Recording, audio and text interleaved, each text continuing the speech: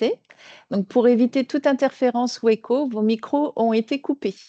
Pour rappel, la présentation sera enregistrée et publiée sur YouTube. Donc, si vous ne souhaitez pas apparaître sur la vidéo, nous vous invitons à couper votre caméra. Aussi, pour précision et compte tenu du format et du temps qui nous est imparti, il n'y aura pas d'échange direct. Mais vous pouvez, et nous vous y encourageons, à poser vos questions, non pas dans le chat conversation, mais dans la foire aux questions FAQ, qui se situe en haut à droite de votre page Teams sous la rubrique Q&R.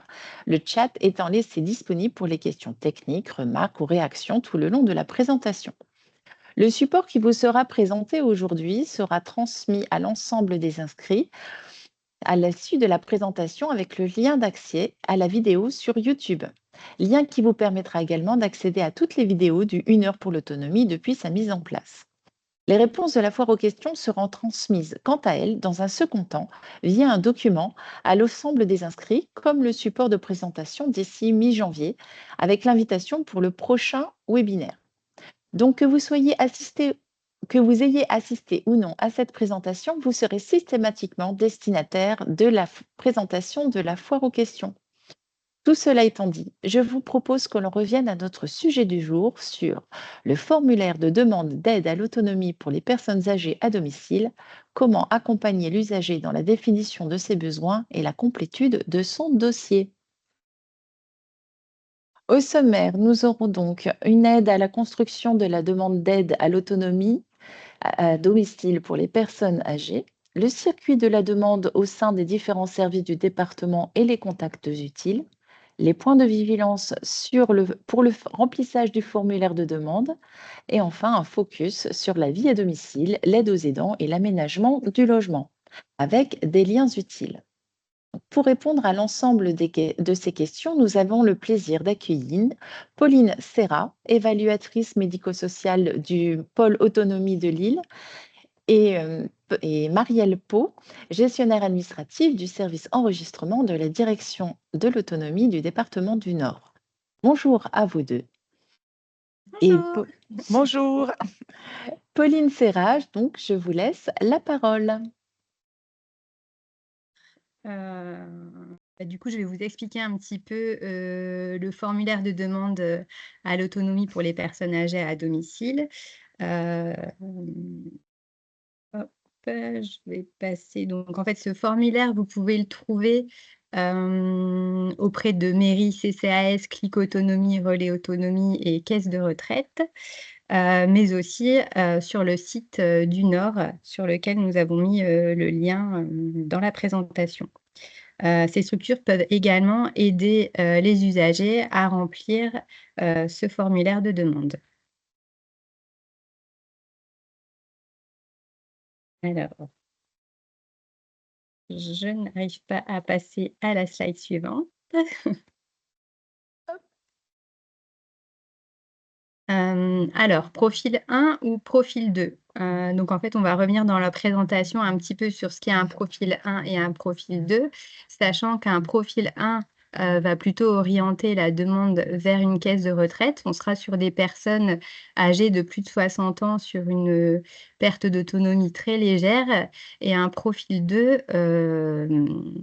qui va ouvrir droit à l'allocation personnalisée d'autonomie, où on sera sur des personnes ayant une perte d'autonomie un peu plus importante, notamment dans les actes de la vie quotidienne et essentielle. On va le détailler sur les slides suivantes.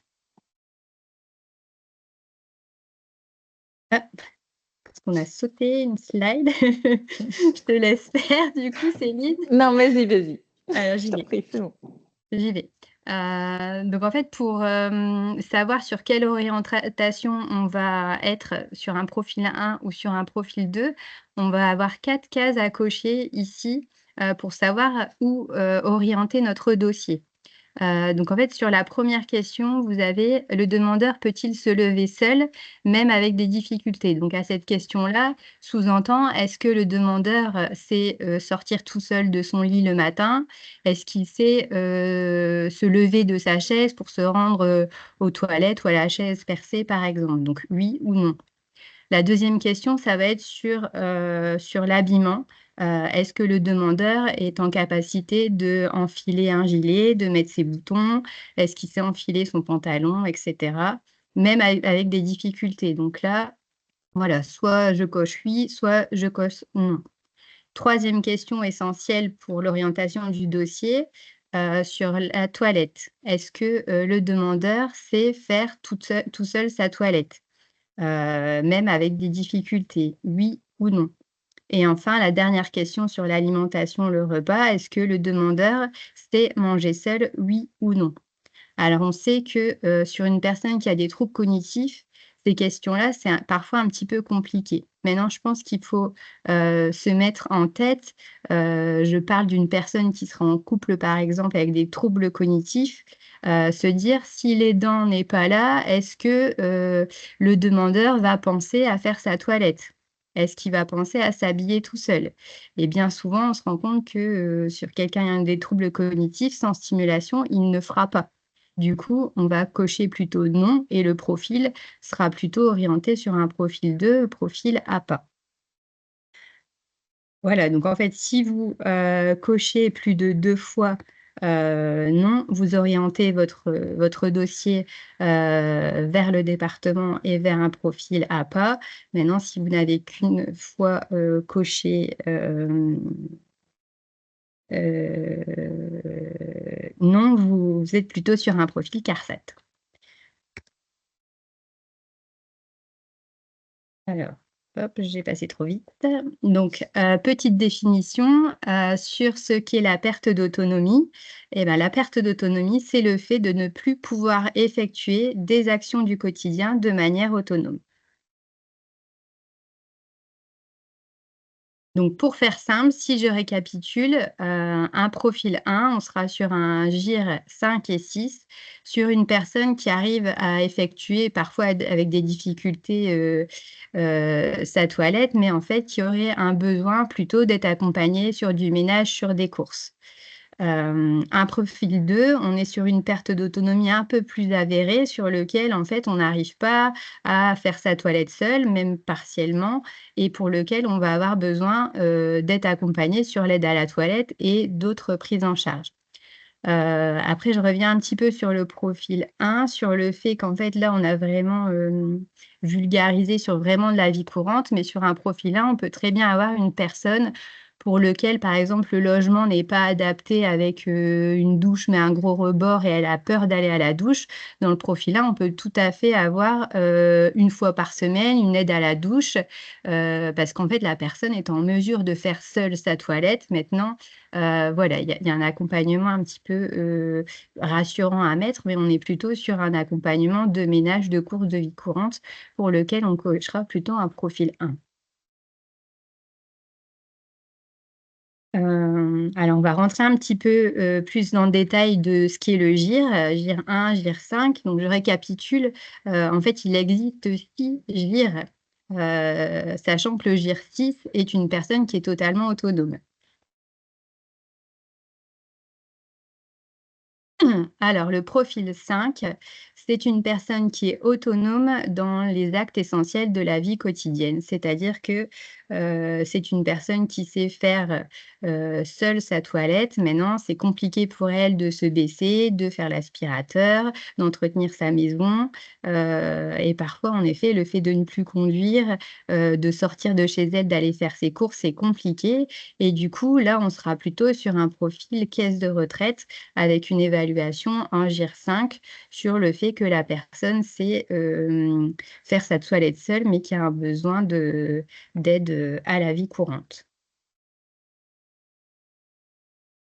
Ici, vous allez rentrer dans le dispositif de l'APA pour lequel la personne est évaluée en GIR 4, c'est-à-dire un profil où la personne est en perte d'autonomie et elle a des difficultés à assurer seule ses besoins d'hygiène. ou alors sur une personne ayant un début de trouble cognitif et pour lequel, si on n'a pas une stimulation, le besoin d'avoir une tierce personne qui vienne faire l'aide à la toilette, on sera plutôt du coup sur un profil GIR4. Donc en fait, vous allez retrouver dans cette slide-ci, en haut à droite, le montant alloué et attribué sur un GIR4.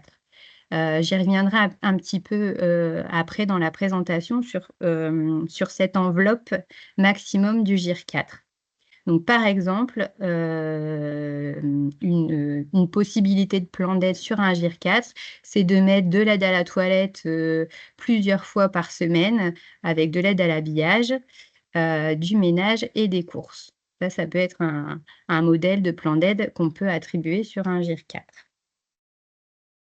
Un GIR3, on continue un petit peu à baisser en perte d'autonomie et on va se retrouver avec une personne qui va avoir des difficultés à assurer ses soins d'hygiène, à faire sa toilette et qui va avoir des difficultés dans le fait de préparer ses repas et de pouvoir manger. Ça va être une personne pour laquelle on va mettre une aide à la toilette le matin et on va aller rajouter un passage le midi ou le soir, par exemple, pour aller réchauffer son repas. Ouvrir l'opercule, le mettre dans le micro-ondes, l'installer parce que parfois, quand les personnes en perte d'autonomie se déplacent avec, des cannes ou un déambulateur et cetera, bah, c'est parfois compliqué, de faire réchauffer son repas et de pouvoir le manger. Donc là, on sera sur une perte d'autonomie GIR3 avec un montant maximum, d'attribué de 1 143 €. Là encore, je reviendrai, après là-dessus sur, ce que peut représenter, le montant global et ce qu'on peut y mettre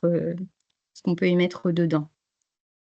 Donc voilà, plan d'aide type: stimulation, toilette, habillage, préparation, réchauffage de repas, stimulation à la prise du repas, ménage et courses.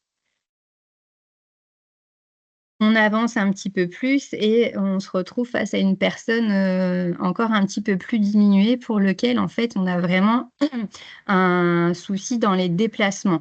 C'est-à-dire que la personne. Oups, Pardon. je ne sais pas ce qui s'est passé. Ouais, Nous ouais, avons oui, perdu oui, la présentation qui va revenir. il Mais revient, voilà, pardon. un GIR2, on va revenir sur le GIR2, voilà, où en fait, on a une personne qui perd, en mobilité. C'est-à-dire, elle n'est pas en capacité le matin de sortir seule de son lit. Il faut qu'il y ait quelqu'un qui l'aide. Pareil sur le fait qu'elle est, à table sur une chaise et qu'elle ne sait pas se rendre seule aux toilettes, par exemple.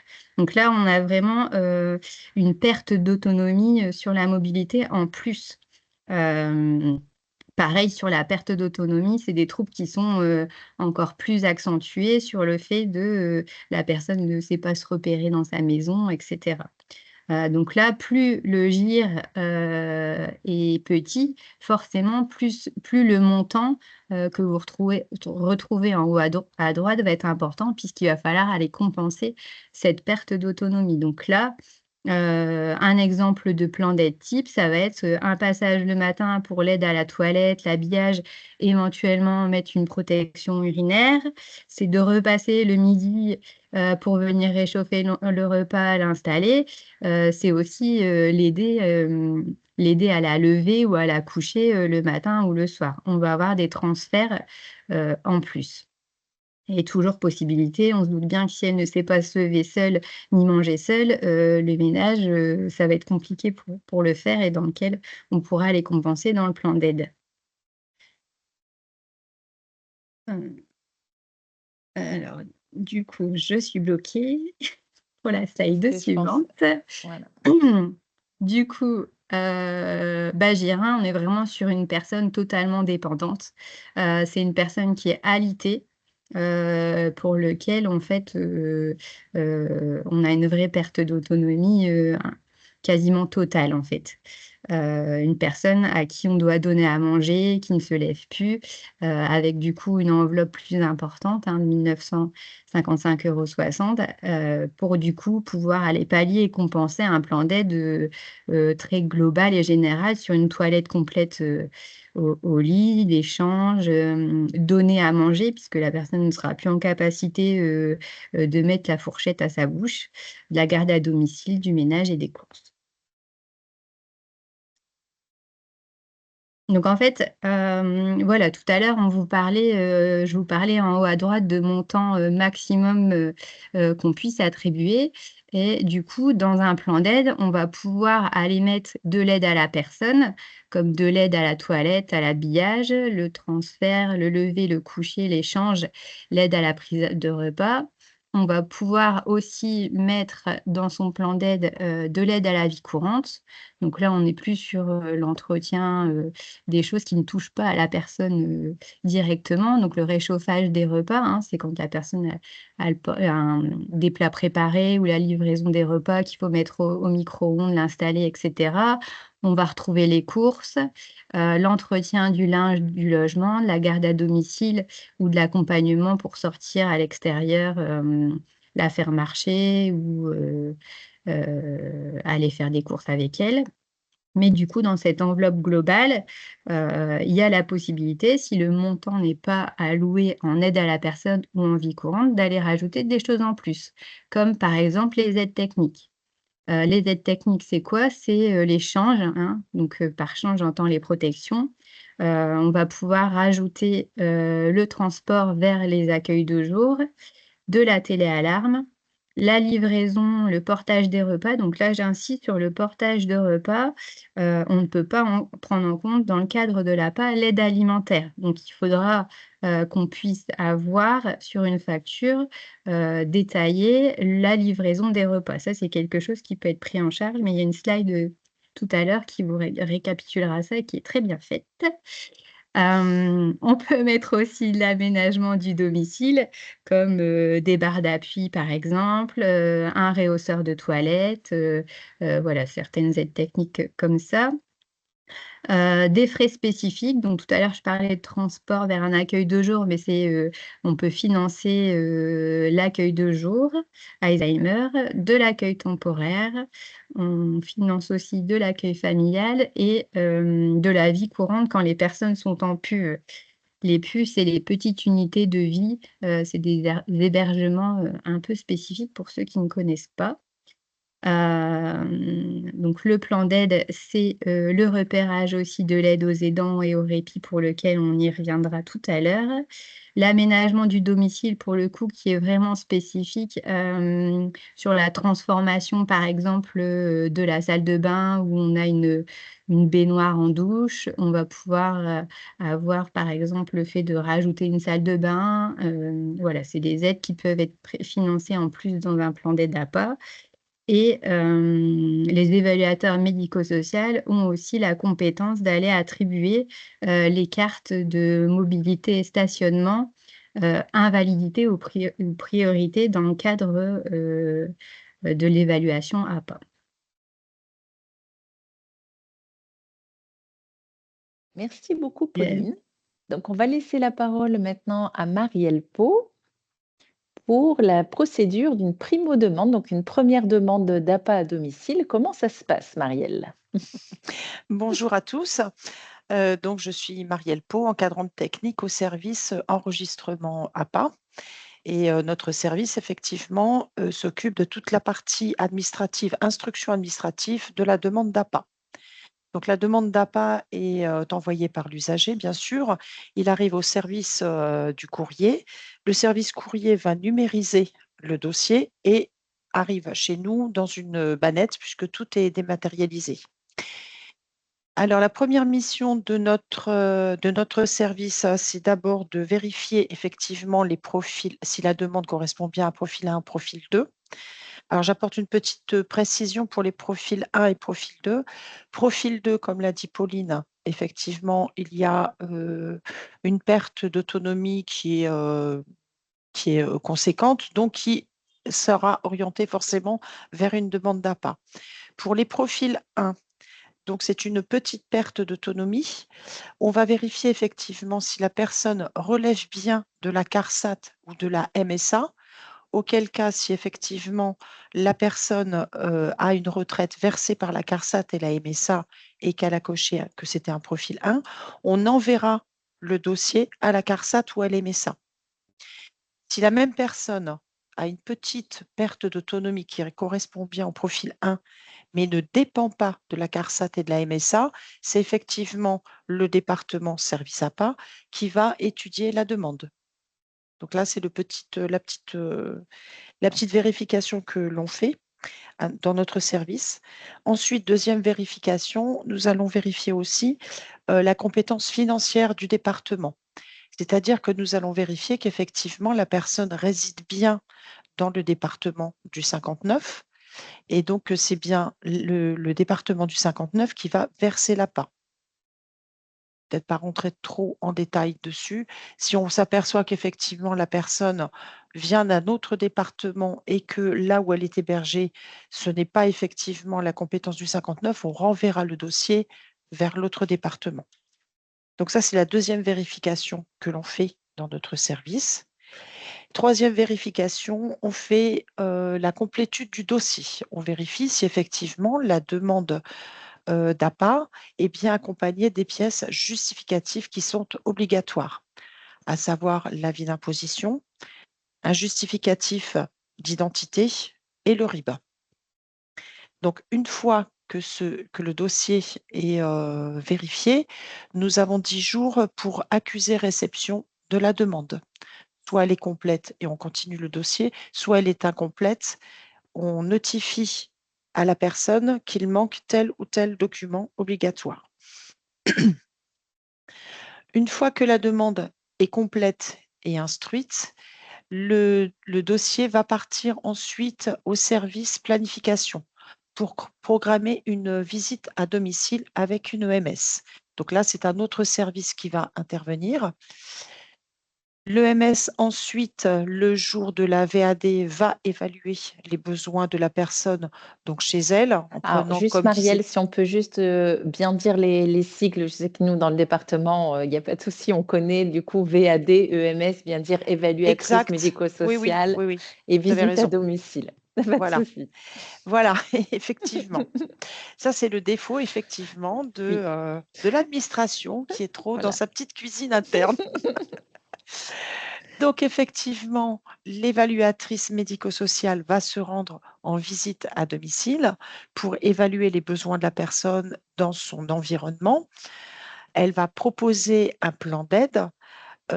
L'usager a 10 jours, puisqu'elle va recevoir par écrit la proposition. Donc, l'usager a 10 jours pour être d'accord ou apporter quelques annotations en disant finalement, je préfère abandonner ça ou bah, tiens, je vais peut-être quand même, vous m'aviez parlé de téléalarme, j'en voulais pas et finalement j'en veux.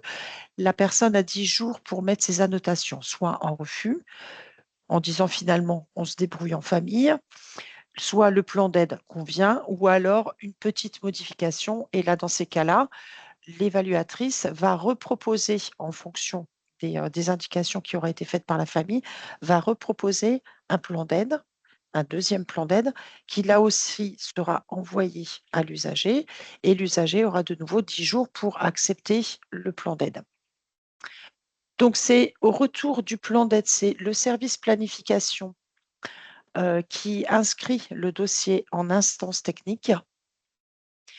Ensuite, donc ça revient dans notre service pour gérer les instances et ensuite pour notifier à la personne la décision de l'APA. Et ensuite, il y a le service de prestation APA qui intervient aussi pour tout ce qui est paiement sur le compte de l'usager. Et ensuite, il y a aussi le service facturation qui va intervenir pour payer les factures quand l'aide est en prestataire. Voilà. Tout ce circuit-là, normalement, se passe dans les 2 mois suivant la demande complète de la personne. Ça, c'est effectivement bien spécifié dans la législation. L'accusé-réception sous 10 jours et puis 2 mois pour une décision, c'est noté dans la législation. Voilà, donc je vais passer. Voilà. Alors, le service enregistrement APA, donc notre service, il y a une équipe de 20 instructeurs. Il y a un responsable de service, Monsieur Saad Afouala, 2 encadrants techniques, donc Fatia Achaboun et moi-même, Marielle Pau. Les missions de notre, de notre service. Alors, il y a effectivement l'instruction des premières demandes, ce qu'on appelle les primo-demandes. Toutes les révisions qui sont faites, l'usager veut revoir son plan d'aide parce qu'il n'est plus d'actualité. Donc, effectivement, ça transite par notre service. Alors, les dossiers hors nord, c'est-à-dire que les personnes résident dans un autre département, mais c'est quand même le département du 59 qui reste compétent financièrement. Donc, ça aussi, c'est nous qui le faisons. Et les APA accélérés, c'est ce qu'on appelle APA accélérés, c'est ce qui a été noté dans la législation, les demandes d'APA en urgence, où là, effectivement, par rapport au délai de 2 mois, les demandes d'APA sont faites sous 5 jours avec un plan d'aide qui peut être définitif ou provisoire. Mais je crois que ce point sera abordé lors d'un autre, C'est un ça, autre tout à point. fait. Voilà, En fait, avec le détail. on vous joindra avec le support de cette présentation, on joindra un document annexe sur l'APA accéléré qui est spécifique et du coup, vous pourrez vous référer à un autre document si vous êtes concerné par l'APA accéléré. Voilà. Et ensuite, donc l'APA accéléré pour une première demande. Et il y a aussi une révision accélérée qui est en cours de, comment je vais dire, Expérimentation? d'expérimentation. Voilà, je Voilà. cherchais le mot, merci. En cours d'expérimentation sur 3 territoires qui sera mise en place à partir du 1er février, me semble-t-il. C'est ça. Ensuite, toujours dans notre service, on fait aussi tout ce qui est suivi de dossier, c'est-à-dire le traitement des changements de mode intervenant. La famille avait du prestataire jusqu'à maintenant et en fait, ils préfèrent avoir affaire à une personne qui vient à domicile en emploi direct ou en mandataire. Donc là, effectivement, c'est nous qui allons faire le changement avec bien évidemment l'évaluateur médico-social qui va donner aussi son avis. Les modifications de plan d'aide, donc là, ça peut être la famille qui a déjà un plan d'aide et qui dit bah, finalement, j'aimerais bien rajouter de la téléalarme ou bien d'échange, ou bien j'ai un jour d'accueil de jour et je pourrais en avoir une deuxième. Et donc, nous, on va effectivement ouvrir la ligne de révision et c'est toujours l'évaluateur qui va intervenir pour voir ce qu'il en est, le montant d'échange. La téléalarme, en général, ça se fait d'une manière automatique si le plan d'aide n'est pas saturé. Et puis l'accueil de jour, c'est effectivement, ça passe par l'évaluateur médico-social. Et les changements de prestataires, donc effectivement, ça peut être un changement de service d'aide à domicile. Donc, ils avaient affaire à un organisme et ils changent d'organisme. Ça, c'est effectivement nous qui allons le faire aussi. Il y a aussi, dans l'instruction des primos, j'ai oublié des demandes, j'ai oublié de dire aussi qu'il y avait les demandes de CMI. Soit elles sont faites avec les primos, soit après, effectivement, réflexion par la famille et ils demandent la carte mobilité inclusion. Donc, nous allons aussi ouvrir les demandes. Ensuite, il y a la gestion des recours. Donc, quand la famille n'est pas d'accord sur le plan d'aide proposé, ils ont 2 mois pour faire un recours. Il y a la gestion des instances techniques, la notification des droits. Il y a aussi les options PCH, alors prestation de compensation du handicap ou la CTP, puisque effectivement, ces aides ne sont pas cumulables avec l'APA. Donc, nous, on va envoyer un courrier pour que la personne puisse choisir entre le plan d'APA tel qu'il a été proposé, la prestation de compensation du handicap ou la CTP, effectivement, pour voir quel est le plus avantageux pour la personne. Et c'est la personne qui va faire un droit d'option. Ensuite, il y a aussi la gestion du téléphone d'urgence et le téléphone des partenaires. Donc, effectivement, le téléphone pour les partenaires, c'est tous les matins.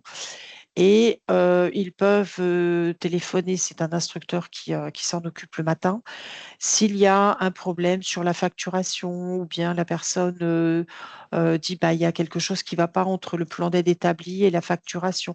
Donc effectivement, ça, c'est les instructeurs qui vont s'en occuper et le téléphone d'urgence qui s'adresse plutôt pour les évaluateurs. Quand elles sont coincées sur un dossier, effectivement, il y a un téléphone d'urgence pour qu'elles puissent faire le plan d'aide lors de la visite à domicile. Donc voilà les activités, les missions du service enregistrement APA. Pour nous contacter, nous avons effectivement des boîtes mail, hein. Ça s'est ouvert depuis la pandémie du Covid, puisqu'il y avait énormément de courriers qui étaient reçus pour tout ce qui était changement de révision, les changements de modification de plan d'aide. Effectivement, avec le Covid, il a fallu s'adapter, donc on a ouvert des boîtes mail génériques. Et donc, les personnes peuvent directement nous adresser leurs demandes sur les boîtes qui sont affichées là et qui correspondent effectivement au territoire. Donc, Avesnes, Cambrai, Douai, Flandre intérieure, Flandre-Maritime, Lille, Roubaix-Tourcoing et Valenciennes. Alors, le service planification qui n'a pas pu se déplacer aujourd'hui, donc on en parlait tout à l'heure. Nous, quand on a fait l'instruction de la primo-demande de la révision, la demande part ensuite au service planification APA. C'est ce service qui va programmer les visites à domicile avec l'évaluateur médico-social. Donc, elles ont toutes les plannings de tous les évaluateurs, évaluatrices. Et donc, en fonction des besoins, normalement, la visite à domicile peut être programmée dans les 3 semaines, il me semble, un mois. Elles font aussi la gestion des retours du plan d'aide, qui est soit accepté par la famille, donc la planification va inscrire le dossier en instance, soit l'usager a fait une modification, c'est le service planification qui va reproposer une deuxième intervention de l'évaluateur, l'évaluatrice, pour reproposer un deuxième plan d'aide en fonction des modifications que la famille aurait notées, ou bien en refus, et là, ça passera aussi en instance. Donc, ce service, il y a un responsable du service qui est Nadia Agassi. Il y a 10 gestionnaires autonomie donc qui va faire toutes les missions et 2 évaluateurs médico-sociaux qui sont volants. Donc, pour le retour des propositions de plan d'aide signées par la famille avec ou sans modification, elles peuvent le faire effectivement par mail, puisqu'ils ont une boîte mail spécifique, ou alors effectivement par courrier. Il y a aussi un numéro de téléphone de la plateforme téléphonique, la direction, service planification, donc aussi par courrier. Voilà. Toutes les demandes d'information, une visite à domicile, décès, demande de repos, hospitalisation. Toute information concernant la proposition du plan d'aide, retour de l'accord du plan d'aide, retour avec commentaire ou abandon de la demande. Donc tout ça, c'est effectivement leur mission. Voilà, Merci beaucoup, Marielle. de rien. Donc, Pauline, je te Pour la laisse maintenance. reprendre la suite. Oui. Je reviens juste sur la slide précédente et sur la visite à domicile, où parfois on se rend compte qu'on est sur une visite à domicile et en fait, l'usager est hospitalisé, sauf que les aidants, la famille est là, et ils pensent qu'on peut, faire, un plan d'aide APA et cetera. Ben, en fait, non, c'est pas possible. Parce que dans la visite APA, on doit forcément évaluer l'autonomie de la personne et donc il faut forcément que la personne soit présente. Donc si la personne n'est pas présente, faut bien sûr, contacter, le département, et une visite sera, à ce moment-là, reprogrammée, quand elle Au rentrera retour de chez la elle. personne. Voilà, juste, petite indication. Du coup, j'enchaîne avec la slide suivante. Donc en fait, dans le cadre, d'une prestation APA, on a 3 possibilités de prise en charge pour un plan d'aide.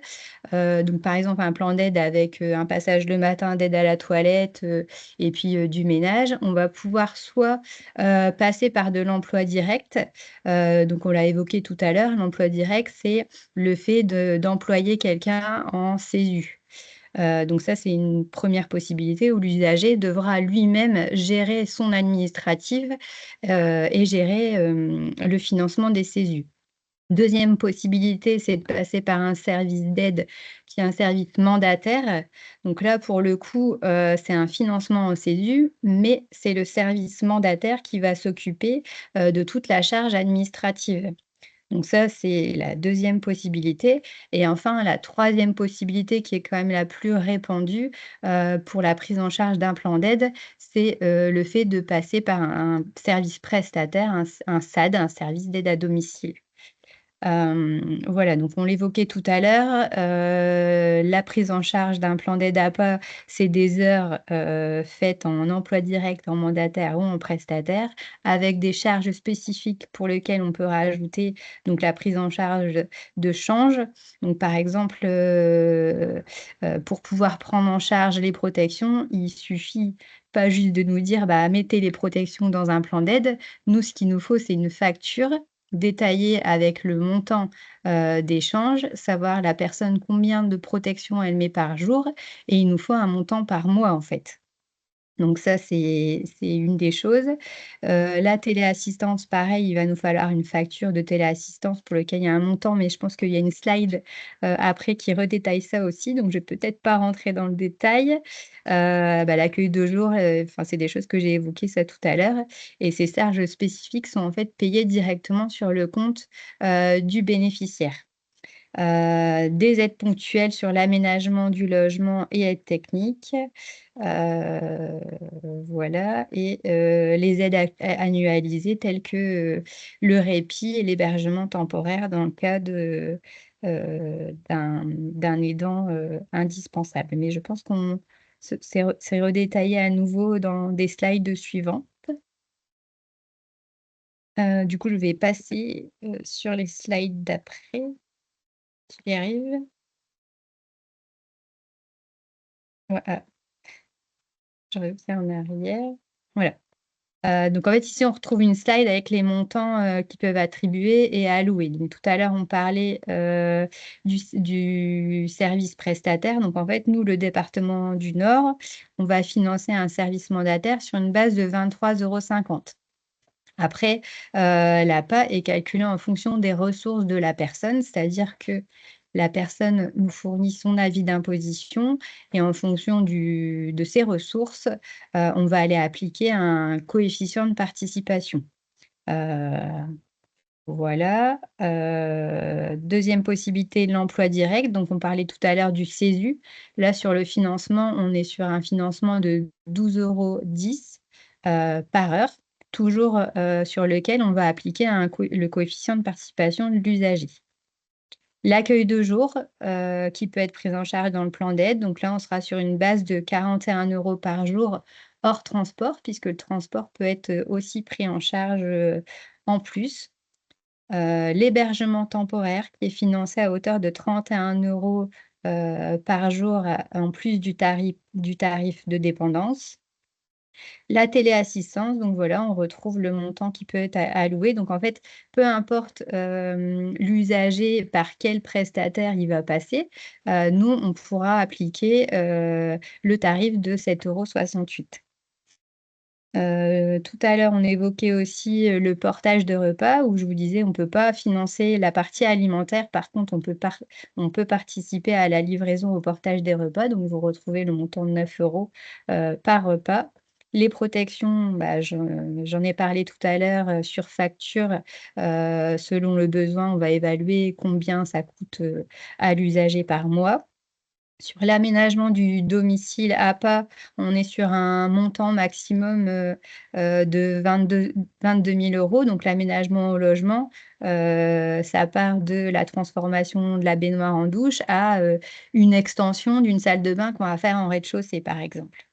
Et ensuite, on a le forfait répit ou alors le forfait hospitalisation de l'aidant, qui est une enveloppe en plus, du plan d'aide APA.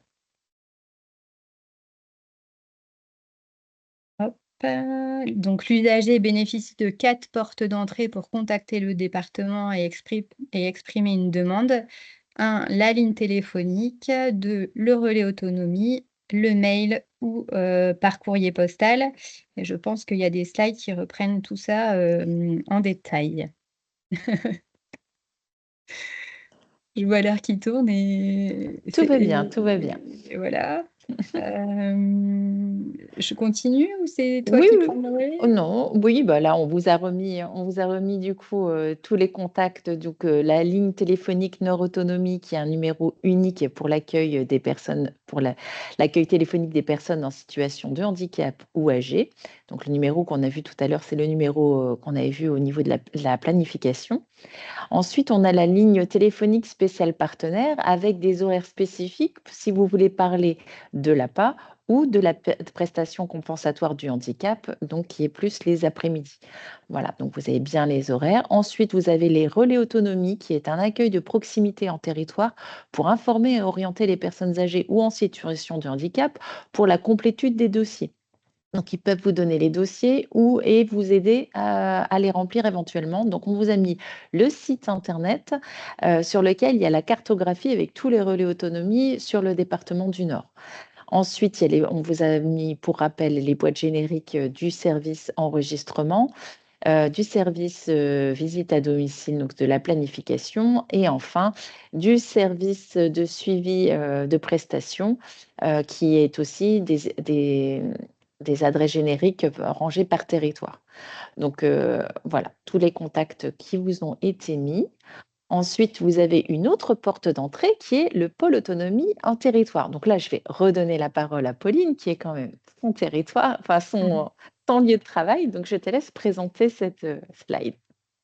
Donc en fait, au sein du département du Nord, on est répartis en 7 pôles autonomie, qui est composé, d'un responsable de pôle, d'un médecin, Alors, selon les heu territoires, il n'y en a pas partout. ouais, il y en a Voilà, malheureusement on n'a plus pas que mis de 2. chiffres. Ouais, C'est très mais on spécifique pour recrute, chacun. donc voilà, il y a pas de problème à porter grande Voilà, si vous ouverte. êtes médecin et que vous souhaitez avoir une mission Ouais, vocation, le département exactement. recrute. Il y a pas de problème. 2 coordinateurs, travailleurs sociaux. Ensuite, on va retrouver forcément les évaluateurs, médico-social, APA qui sont, petite parenthèse, quasiment tous des infirmiers, de formation. On va avoir l'accueil familial pour les personnes, âgées et les personnes en situation de handicap et des gestionnaires. Les missions des pôles autonomie sont l'évaluation de l'APA à domicile en visite, l'évaluation, des APA accélérée qui se fait, par téléphone. Alors, par Heu, téléphone, pas partout. C'est sur l'île, vous faites par téléphone, mais d'autres territoires le font en visite. d'accord, Voilà. OK. L'évaluation des demandes, d'agrément dans le cadre de l'accueil familial pour les personnes âgées ou en situation de handicap et les suivis, contrôles des accueillants familiaux. On a le suivi des personnes accueillies en accueil familial qui va, être géré par les travailleurs sociaux. Le suivi des événements indésirables, SMS, évaluation des ça, c'est les évaluations, je dirais, en EHPAD qui sont faits par les médecins.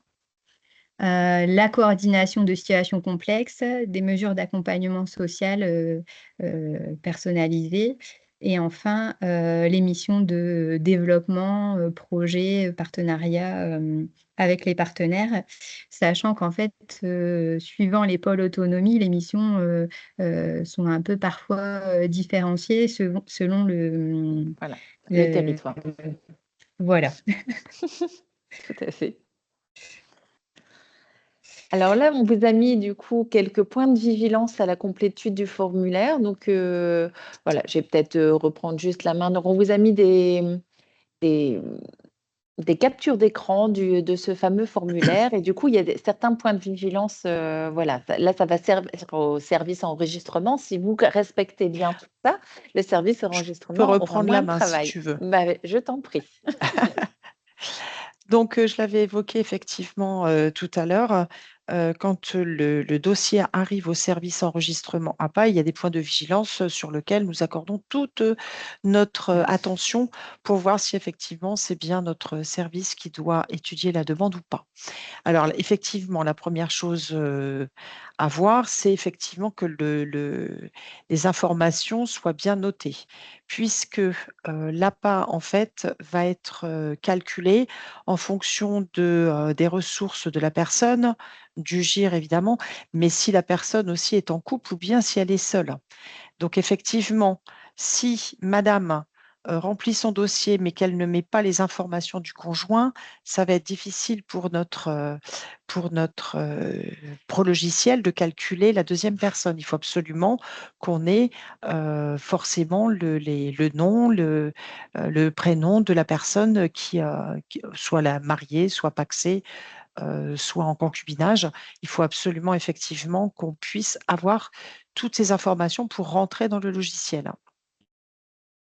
Et ensuite, effectivement, tout ce qui a trait à une mesure de protection, puisque là aussi, effectivement, s'il y a un tuteur, le tuteur peut être présent à la visite à domicile, donc il est important que nous ayons aussi les coordonnées d'un tuteur, d'un curateur ou d'une protection familiale aussi, pour qu'on puisse s'adresser aux bonnes personnes. Si l'évaluateur médico-social a besoin d'informations, il faut absolument que nous ayons toutes ces informations.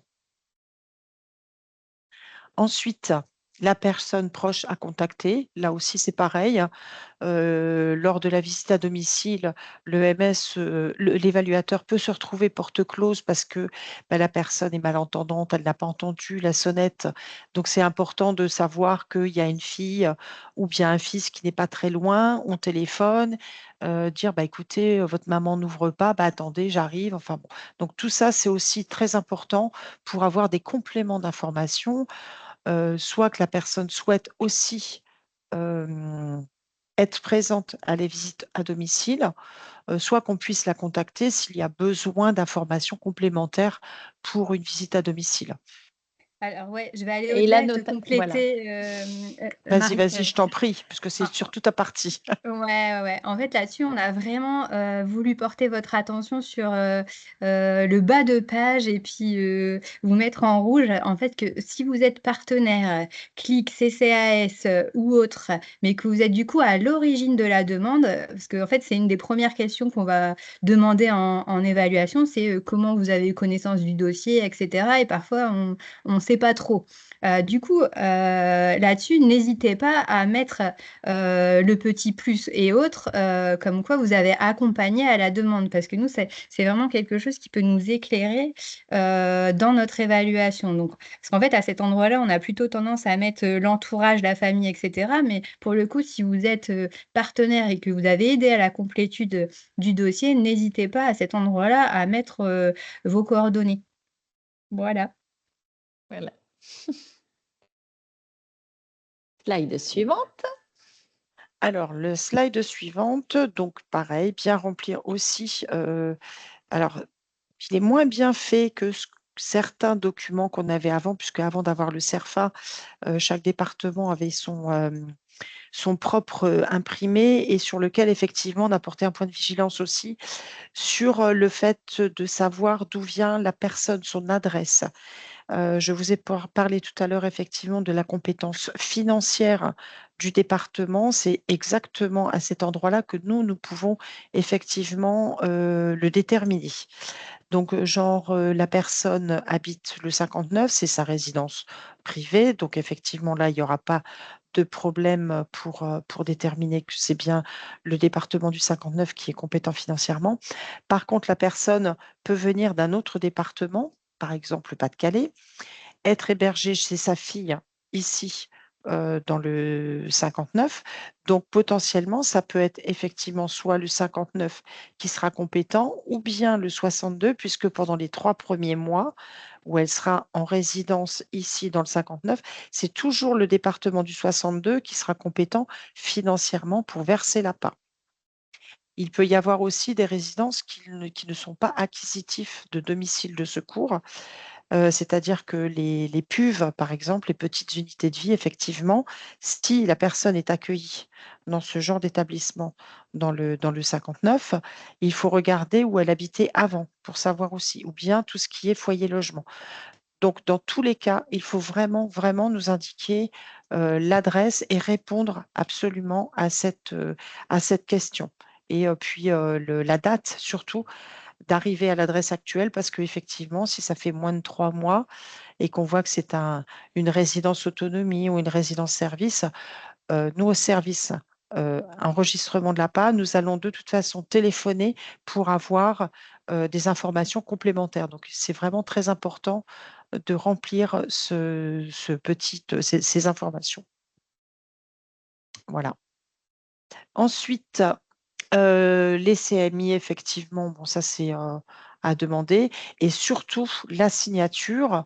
Donc, la signature est très importante puisque si c'est madame qui fait la demande et que monsieur signe, nous, on va retourner cette partie-là en disant, voilà, soit madame a une mesure de protection et monsieur a légitimité pour signer à sa place, mais il nous faudra dans ces cas-là la mesure de protection pour qu'on vérifie, ou bien monsieur n'a pas du tout de mesure de protection à l'encontre de madame, et là, il faudra absolument que ce soit madame qui consente à sa demande d'APA.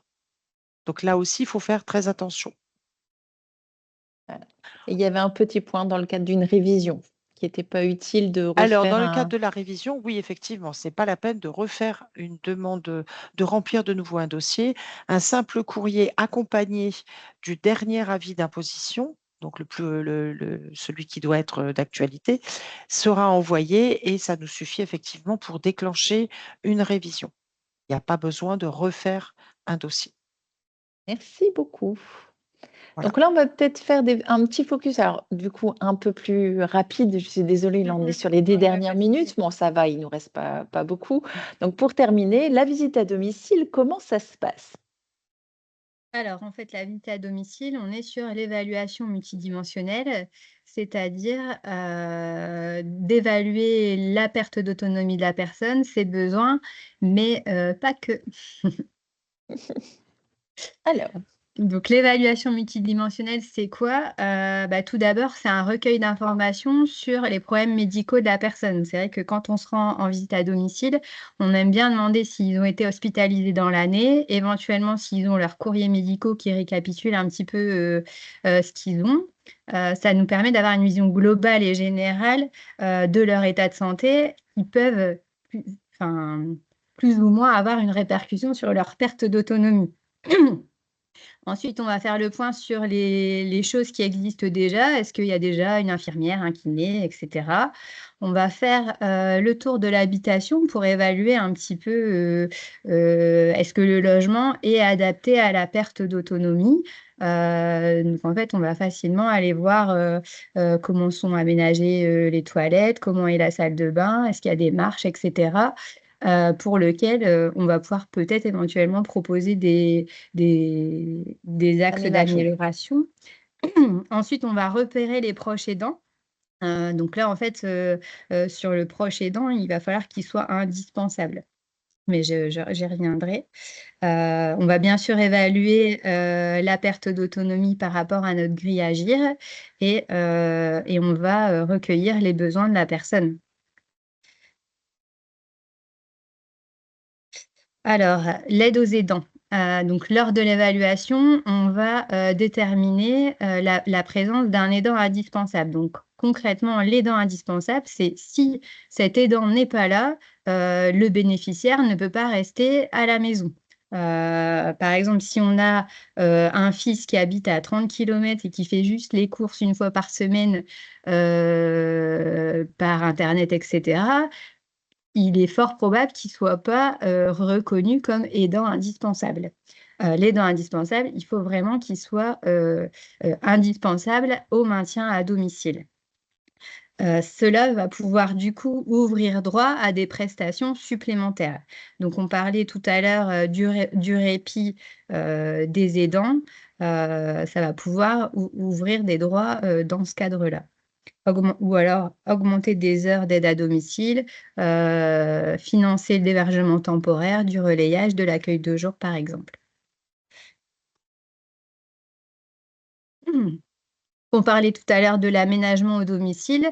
Une spécificité, on ne va pas pouvoir financer de l'aménagement au domicile sur des usagers qui habitent dans le parc public, ni en résidence autonomie, ni en résidence service. Donc, en fait, il faut absolument que l'usager soit propriétaire majoritairement de là où il habite, ou alors ça peut être aussi si le bénéficiaire vit chez ses enfants et qui sont d'accord pour faire de l'aménagement du domicile. Ça, c'est des choses qui seront possibles. Donc, il faut juste garder en tête que on ne pourra pas faire de demande d'aménagement au domicile sur du parc public. Donc les exemples d'aide, j'en ai déjà parlé tout à l'heure.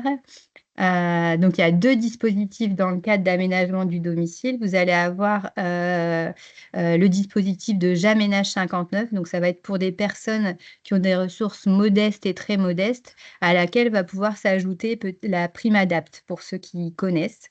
Et après, sur des personnes qui ont des ressources plus importantes, qui se basent sur le barème de l'ANA, là, du coup, on va pouvoir financer de l'aménagement au domicile dans le cadre d'un plan d'aide, si le plan d'aide n'est pas plafonné. Tout à l'heure, je vous ai fait dans la présentation d'un GIR 4, par exemple, une enveloppe de 968, quelque chose. 762 Ah €. oui, Si j'ai atteint mon plafond avec mes aides humaines et techniques, je ne vais pas pouvoir aller financer l'aménagement au domicile.